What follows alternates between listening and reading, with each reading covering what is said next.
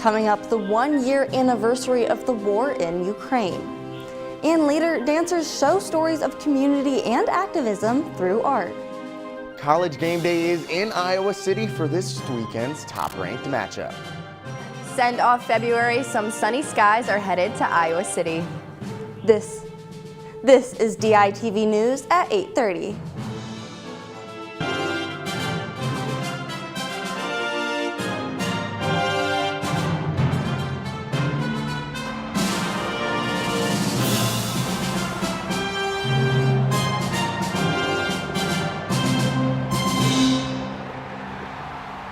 Good morning and thank you for tuning in live to DITV and KRUI 89.7 FM. I'm Ashley Weil. 2 bills dealing with traffic cams in Iowa have passed through the Transportation Subcommittee and will now be considered in the Iowa House Legislature. The first is a House Study Bill 161 for cities to do annual reviews of which intersections need better enforcement. The second, File 313, details how money collected by cameras will get allocated for local infrastructure projects. For some cities, these bills would demand a higher workload without additional state funding. LeClaire City Administrator Dennis Blocken said the bills require, quote, more effort on police to keep the same level of operations, end quote. And today marks the 1-year anniversary of Russia's invasion of Ukraine. DITV reporter Johnny Valtman has more on what happened within the year. A year ago, you remember where you were when you first heard the breaking news. Russia began an invasion of Ukraine. Russian forces attacked fiercely, taking major cities and destroying whatever stood in their way. We assumed that it would quickly take over the country and that the Ukrainian military would quickly fall apart. While Ukraine was fighting, countries from around the world cut Russia off, crippling their economy. On the first day of September, a massive counter-offensive pushed Russian troops out of Kyiv. Since then, Ukraine has made major strides to keeping Russian forces out. NATO allies have brought help, sending military supplies to the country. President Joe Biden is on a visit to Ukraine to find out what America can do to help. So much larger than just Ukraine. It's about freedom and democracy in Europe. It's about freedom and democracy writ large. Major damage has already been done. 42,000 plus dead. 14 million people misplaced, and an estimated $350 billion in damages. Russia has no plans of surrendering as they continue to recruit new soldiers with a massive spring offensive slated. This is Johnny Valtman, DITV News. And this week was nothing but ice and rain, but I have heard that it might be some more sunshine headed our way. Samantha, can you tell us more? Well, Ashley, it's actually not looking too bad despite what we've gone through this past week. Let's look at a live shot of campus here, and it's currently 14 degrees out right now. Today is going to be a high of 26 degrees with a low of 14, and there will be no sunshine, unfortunately, this afternoon, but there will be little to no wind. The weekend will be just what we need with some sunshine and some high-ish temperatures. Saturday is going to be a high of 41 with a low of 23 and partly cloudy skies. Sunday, we'll reach a little higher temps of 51 degrees and a low of 45. Monday, we'll put the nice weather to a stop with a high of 51 and a low of 27 degrees, calling for rain showers all day long. After that rough start to the week, Tuesday will be in the upper 40s with lows in the 30s and some sun that will hopefully soak up Monday's rain. Wednesday will be the first day of March and also will be nice with highs in the 50s again and lows in the upper 20s. Towards the end of the week, Thursday, we will have some cloudy skies during the week and showers into the night. It's going to be highs in the 40s and lows in the 20s. So get outside while you can, but keep an umbrella close by. Back to you, Ashley. Thanks, Samantha. And the University of Iowa Dance Company is hosting their home concert this weekend. I have more on what audience members can expect and what is next for these dancers.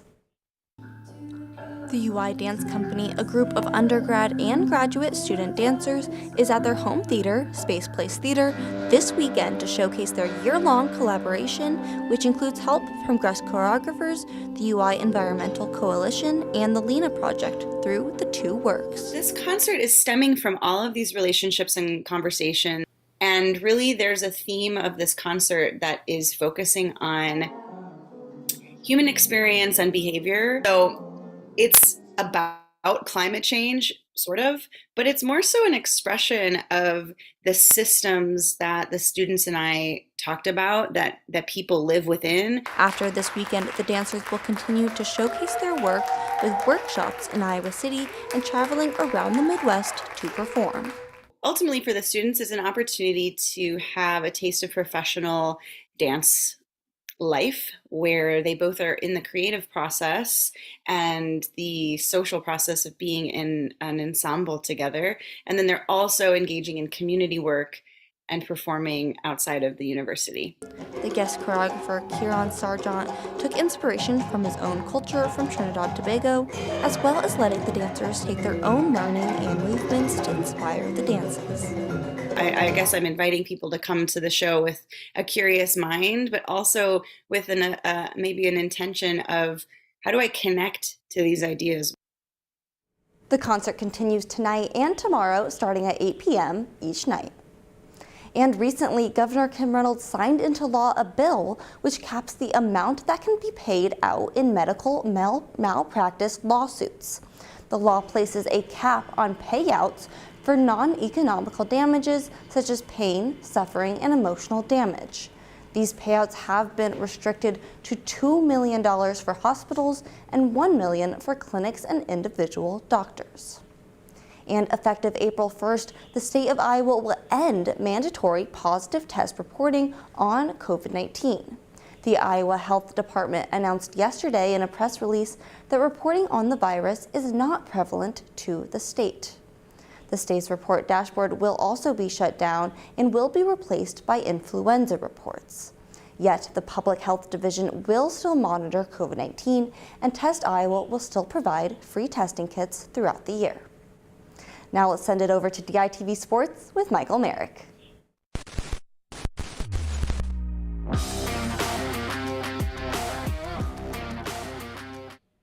Thanks, Ashley. And while it was a tough week for Iowa with some disappointing losses, there are plenty of chances for redemption this weekend.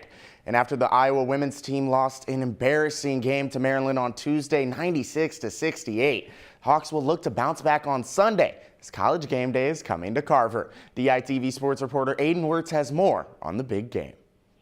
For the 5th time in College Game Day history, women's basketball will be in the spotlight. The number 6 ranked Hawkeyes will take on number 2 Indiana for a much anticipated rematch.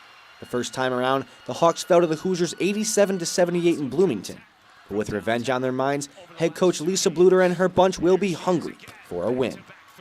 As we go into this, certainly we know it's a challenge, just like we knew Maryland was a challenge. You can't ride highs and lows, and you just have to stay steady all the time.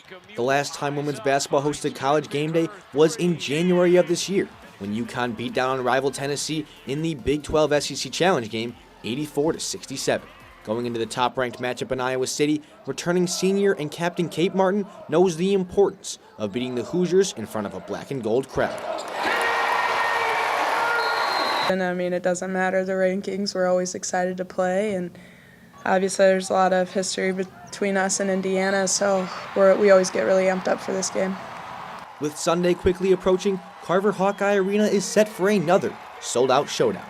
From the University of Iowa, Aiden Wirtz, DITV Sports. Thanks, Aiden. I'm really looking forward to how great that crowd will be on Sunday. And the Hawkeyes men's team, well, they've been all aboard the struggle bus the last 2 games. They've been shooting a combined 6 for 54 from 3, and right now Iowa is shooting so poorly, I'd question whether or not the Hawks can throw a beach ball into the ocean. Yes, it is that bad. Wednesday's night's loss against Wisconsin not only gave the Badgers the season sweep, but also took Iowa all the way from a double bye in the Big Ten tournament in 4th place down to the 9th-ranked Big Ten squad. Now, I'm not a math major, but I do know that with the law of averages, the shooting has to eventually even out. Iowa's just shooting 11% from 3 of these last 2 games. And I don't want to steal Samantha's thunder, but I do forecast that Iowa will make it rain from 3 tomorrow at 11 a.m. against Michigan State. Now moving over to the Diamond, both the Hawkeye baseball team and the Hawkeye softball squad will be taking on the #1 ranked team in the country this weekend. Starting out with Heller's boys, the Hawkeye baseball team is traveling to Round Rock, Texas to play in the fittingly named Round Rock Classic. The 3-0 Hawkeyes will open the weekend against Sam Houston today, but the matchup everyone has circled on their calendar is when dual sport athlete and MLB prospect Brody Breck takes the mound against the #1 ranked LSU Tigers on Saturday. Last time out for Breck, he would pitch a perfect 5 innings, sitting down every batter that he faced. And they need another big performance from Breck this Saturday if they want all they can get for a win. And they also need another big start from Marcus Morgan, as Iowa will close the Classic against Kansas State on Sunday. And for Gillespie's group, they're traveling to Palm Springs, California to participate in the Mary Nutter Collegiate Classic. Iowa will be playing an insane 5 games in just 3 days, including matchups against Cal Berkeley and Oregon State. But the biggest matchup of them all will be at 10 p.m. tonight when Iowa takes on the #1 ranked UCLA Bruins. Iowa enters this contest after splitting series against NC State and Syracuse, while the Bruins come into tonight with 5 wins over top 25 ranked opponents. The Hawkeyes are going to need everybody to step up offensively against the UCLA team that has the 7th highest ERA in the nation if they want to pull off the incredible upset. And moving over to track and field, the Iowa men's and women's track and field teams have traveled all the way to Geneva, Ohio to compete in the Big Ten championships. The men's team are back-to-back Big Ten champs, and they're looking to continue that streak.